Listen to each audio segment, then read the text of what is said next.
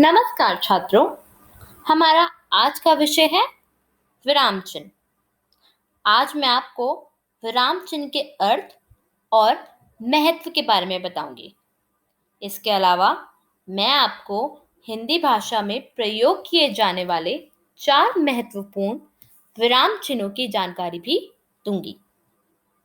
आइए सबसे पहले हम विराम चिन्ह का अर्थ समझते हैं। विराम का अर्थ होता है रुकना, ठहरना या फिर कहिए विश्राम करना। और चिन्ह का अर्थ होता है निशान। बच्चों, बातचीत करते समय हम कई बार रुकते हैं, भले ही हम किसी भी भाषा में बात कर रहे हों, चाहे हिंदी, अंग्रेजी या फिर कोई भी अन्य भाषा। ऐसा हम इसलिए करते हैं ताकि सुनने वाला हमारी बात को आसानी से समझ पाए। आपने ऐसा कई बार महसूस किया होगा कि जब कोई व्यक्ति आपसे बिना रुके लगातार बोलता जाता है तो आपको उसकी कही हुई बात समझ में नहीं आती, और कभी अगर समझ में आ भी जाती है तो आधी अधूरी बात ही समझ में आती है। यही अगर आपसे कोई रुक रुक कर बात करे तो आपको सारी बात एक बार में ही समझ में आ जाती है। बच्चों, बिल्कुल इसी तरह लिखते समय भी हम वाक्य में रुकावट दिखाते हैं, और रुकावट को दिखाने के लिए हम विराम चिन्ह का प्रयोग करते हैं। बच्चों, वाक्य के बीच में या फिर अंत में ठहराव या फिर कहिए रुकावट को दिखाने के लिए प्रयोग किए जाने वाले चिन्ह विराम चिन्ह कहलाते हैं। बहुत आसान है। मतलब वाक्य में जहां भी किसी भी तरह का चिन्ह मतलब विराम चिन्ह लगा हुआ है, इसका मतलब आपको वहां कुछ पलों मतलब 1 या 2 सेकंडों के लिए रुकना है। ऐसा इसलिए किया जाता है ताकि आप आसानी से लिखी हुई बात को समझ पाएं। आपको लिखी हुई बात को समझने में कोई परेशानी न हो। बच्चों, यह तो हुआ विराम चिन्ह का पहला फायदा, जो कि है कि यह हमारी पढ़ने में मदद करता है। हम लिखी हुई बात को आसानी से समझ पाते हैं। बच्चों, अब मैं आपको उदाहरण देकर विराम चिन्ह का एक और फायदा समझाती हूँ। नीचे लिखे वाक्यों को पढ़कर इनमें अंतर मतलब फर्क समझने की कोशिश कीजिए। पहला वाक्य है, उसे रोको मत, जाने दो। बच्चों, क्या आपने एक बात देखी कि मैं मत के बाद कुछ पलों के लिए रुकी थी? ऐसा इसलिए क्योंकि यहां मत के बाद विराम चिन्ह का प्रयोग किया गया है। चलिए आगे बढ़ते हैं। अगर आप ध्यान से देखेंगे तो यहां 2 चिन्ह लगे हैं। पहला चिन्ह मत के बाद लगा है और दूसरा चिन्ह दो के बाद। उसे रोको मत, जाने दो। इस वाक्य में किसी व्यक्ति को जाने दिया जा रहा है। अब दूसरा वाक्य देखिए, उसे रोको, जाने मत दो। अरे, ये तो बिल्कुल पहले वाक्य जैसा है ना? नहीं, बिल्कुल गलत। अगर आप ध्यान से इस दूसरे वाक्य को देखेंगे तो आपको पता चलेगा कि इस वाक्य में पहला चिन्ह रोको के बाद है और दूसरा चिन्ह वही लगा है जहां पहले वाक्य में लगा था। इस वाक्य का अर्थ है कि उस व्यक्ति को जाने से रोको। तो बच्चों, आपने देखा कि दोनों वाक्यों में प्रयोग किए जाने वाले शब्द और तो और विराम चिन्ह बिल्कुल समान है, बस उन्हें अलग अलग जगह पर लगाया है। सिर्फ इसी वजह से दोनों वाक्यों के अर्थ एक दूसरे से बिल्कुल अलग हैं। पहले वाक्य में किसी व्यक्ति को जाने दिया जा रहा है और दूसरे वाक्य में किसी व्यक्ति को जाने से रोका जा रहा है। तो आपने देखा बच्चों, कैसे विराम चिन्हों के अलग अलग जगह प्रयोग से अर्थ में फर्क आ जाता है।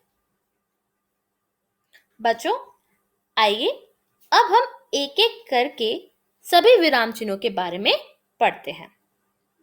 सबसे पहले हम बात करेंगे पूर्ण विराम के बारे में। बच्चों, ये रहा पूर्ण विराम का चिन्ह। पूर्ण का मतलब होता है पूरा और विराम का मतलब होता है रुकना। इसका मतलब है कि लिखने या पढ़ने पर जब वाक्य पूरा हो जाता है तो हम उस वाक्य के अंत में पूर्ण विराम का चिन्ह लगाते हैं। आइए पूर्ण विराम के कुछ उदाहरण पढ़ते हैं। मैंने और पिताजी ने मिलकर स्वादिष्ट आइसक्रीम खाई। पूर्ण विराम। बच्चों, क्योंकि यह वाक्य पूर्ण मतलब पूरा हो गया है, इसलिए इस वाक्य के अंत में पूर्ण विराम का चिन्ह लगाया गया है। आसमान में जोरों की बिजली कड़क रही है। पूर्ण विराम। यहां भी वाक्य के अंत में उसके पूर्ण होने पर पूर्ण विराम का चिन्ह लगाया गया है। परिवार के सभी सदस्य मिलकर खाना खा रहे हैं। पूर्ण विराम। यहां भी क्योंकि वाक्य पूरा हो चुका है, इसलिए इस वाक्य के अंत में पूर्ण विराम का चिन्ह लगाया गया है। तो बच्चों, पूर्ण विराम का प्रयोग करना बहुत ही आसान है। बच्चों, क्या आपने देखा कि मैं वाक्य पूरा पढ़ने के बाद ही रुकी? ऐसा इसलिए क्योंकि वाक्यों के अंत में पूर्ण विराम का चिन्ह लगा हुआ था। तो आपको इस बात का ध्यान रखना है, जब भी पूर्ण विराम का चिन्ह आएगा तब आप कुछ पलों के लिए रुकेंगे। आइए अब हम दूसरे विराम चिन्ह के बारे में पढ़ते हैं। प्रश्नवाचक चिन्ह। और इसका चिन्ह कुछ इस प्रकार है। बच्चों, जब भी किसी वाक्य में किसी भी तरह का सवाल पूछा जाता है, तब ऐसे वाक्य के अंत में प्रश्नवाचक चिन्ह लगाया जाता है। ऐसे वाक्यों में क्या, कब, क्यों, कैसे और अन्य कई तरह के प्रश्न सूचक शब्दों का प्रयोग किया जाता है। आइए मैं आपको कुछ प्रश्नवाचक चिन्ह का प्रयोग करते हुए वाक्यों का उदाहरण देती हूं। तुम अभी तक नहाए क्यों नहीं? प्रश्नवाचक चिन्ह। बच्चों, इस वाक्य में अंत में प्रश्नवाचक चिन्ह का प्रयोग किया गया है क्योंकि इसमें प्रश्न सूचक शब्द क्यों का प्रयोग हुआ है। क्या तुम गणित के सवाल करने में मेरी मदद कर सकते हो? प्रश्नवाचक चिन्ह। बच्चों, इस वाक्य में प्रश्न सूचक शब्द क्या का प्रयोग किया गया है, मतलब कि इस वाक्य में प्रश्न पूछा गया है, इसलिए इस वाक्य के अंत में प्रश्नवाचक चिन्ह का प्रयोग किया गया है। बच्चों, आइए अब हम अल्पविराम चिन्ह के बारे में पढ़ते हैं। ये रहा अल्पविराम का चिन्ह। बच्चों, जब भी किसी वाक्य में एक से अधिक चीजों के बारे में बात हो रही हो और वे सभी चीजें एक ही चीज से संबंधित हो, तो उन चीजों को अलग अलग करने के लिए विराम चिन्ह का प्रयोग किया जाता है। उदाहरण देखिए, आज हमने सेब, अल्पविराम, अंगूर, अल्पविराम, लीची, अल्पविराम, केले और अन्य कई फल खाए, पूर्ण विराम। बच्चों, यहां सेब के बाद, फिर अंगूर के बाद, फिर लीची के बाद अल्पविराम चिन्ह का प्रयोग किया गया है। ऐसा इसलिए क्योंकि ये सभी फलों के नाम हैं और इस तरह ये सभी एक दूसरे से संबंधित हैं। इस वाक्य के अंत में पूर्ण विराम का चिन्ह लगाया गया है क्योंकि यह वाक्य पूर्ण हो चुका है।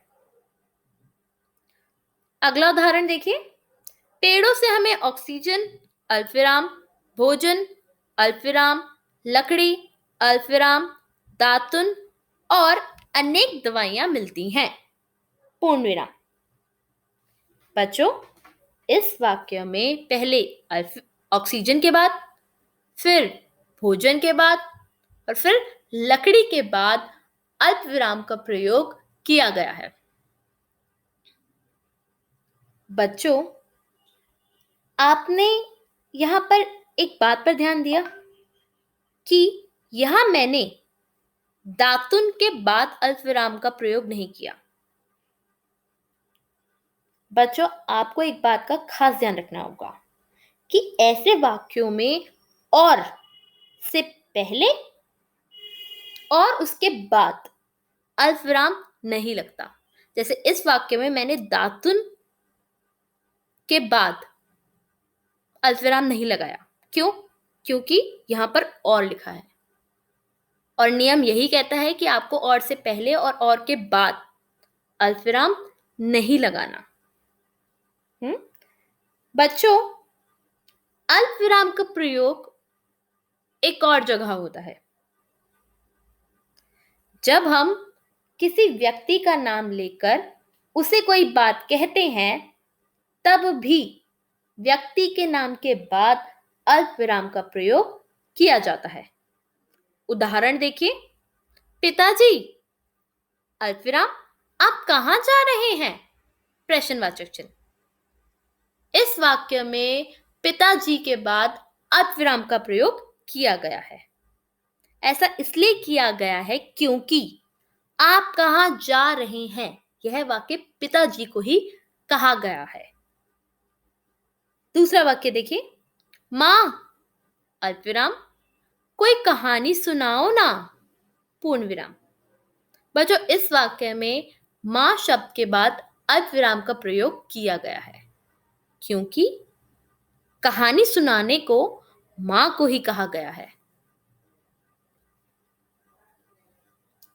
अब बच्चों, हम आखिरी विराम चिन्ह के बारे में बात करेंगे, जो कि है विस्मयादिबोधक चिन्ह। इसका चिन्ह कुछ इस प्रकार है। बच्चों, जब भी हमें आश्चर्य, घृणा, हर्ष, शोक आदि भावों को प्रकट करना होता है, तब हम विस्मयादिबोधक चिन्ह का प्रयोग करते हैं। इसका प्रयोग हम ऐसे शब्दों के बात करते हैं जो आश्चर्य मतलब हैरानी, घृणा मतलब नफरत, हर्ष मतलब खुशी और शोक मतलब अफसोस की भावना को प्रकट करते हैं। आइए मैं आपको कुछ ऐसे शब्दों के उदाहरण दूं। बच्चों, जब हमें खुशी दिखानी होती है तो हम अक्सर आहा, बहुत अच्छा, शाबाश ऐसे शब्दों का प्रयोग करते हैं।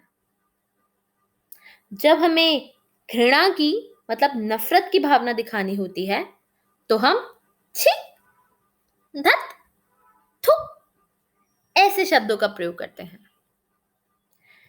और जब हमें किसी बात को लेकर आश्चर्य मतलब हैरानी प्रकट करनी होती है, तब हम अरे, ओहो, वाह ऐसे शब्दों का प्रयोग करते हैं। और आखिर में जब हमें किसी बात को लेकर शौक या फिर कहिए अफसोस की भावना दिखानी होती है, तब हम हाय, हे राम, हे भगवान ऐसे शब्दों का प्रयोग करते हैं। बच्चों, किसी भी वाक्य में जब इन शब्दों का प्रयोग किया जाता है, तब इन शब्दों के साथ विस्मयादि बोधक चिन्ह भी लगाया जाता है। आइए बच्चों, ऐसे कुछ उदाहरण पढ़ते हैं जिनमें विस्मयादि बोधक चिन्ह का प्रयोग किया गया है। आहा, विस्मयादि बोधक चिन्ह, कितना स्वादिष्ट सेब है, पूर्ण विराम। बच्चों, यहाँ आहा शब्द के बाद विस्मयादि बोधक चिन्ह का प्रयोग किया गया है, क्योंकि आहा शब्द खुशी की भावना को प्रकट कर रहा है। अरे देखो, उपवन में रंग बिरंगी तितलियां उड़ रही हैं। बच्चों, इस वाक्य में अरे शब्द के बाद विस्मयादि बोधक चिन्ह का प्रयोग किया गया है, क्योंकि अरे शब्द हैरानी के भाव को प्रकट कर रहा है। तो बच्चों, आज आपने पूर्ण विराम, अल्प विराम, प्रश्नवाचक चिन्ह और विस्मयादि बोधक चिन्ह का सही प्रयोग करना सीखा। आइए, आज हमने जो सीखा उसे एक बार दोहराते हैं। वाक्य अंत हो तो पूर्ण विराम, जरा रुकना हो तो अल्प विराम, कुछ पूछना हो तो प्रश्नवाचक चिन्ह, और भावनाएं दर्शानी हो तो विस्मयादि बोधक चिन्ह। बच्चों, मैं उम्मीद करती हूं कि आपको अब विराम चिन्हों का वाक्यों में सही प्रयोग करना समझ आ गया होगा। अब हम अगली कक्षा में फिर मिलेंगे एक नए विषय के साथ। धन्यवाद।